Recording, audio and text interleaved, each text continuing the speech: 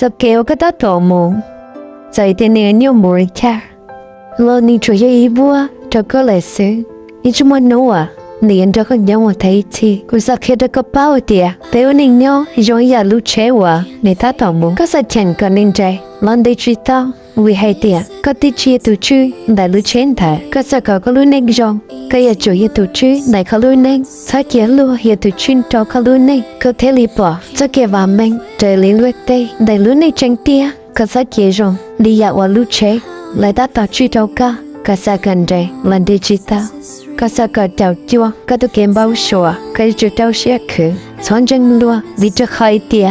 Đại. Do có lu ninh. Chỉ ya lu ninh. Lu chỉ bao cho. Có ya tụ chư. Đại có lu ninh. Có bao rong trắng. Lu sổ trà thôi ya. Cho là cho một thả. Cho lu hấp bao cho. Đại có lu ninh. Thì ya rong. Là ya phê. Vì ya có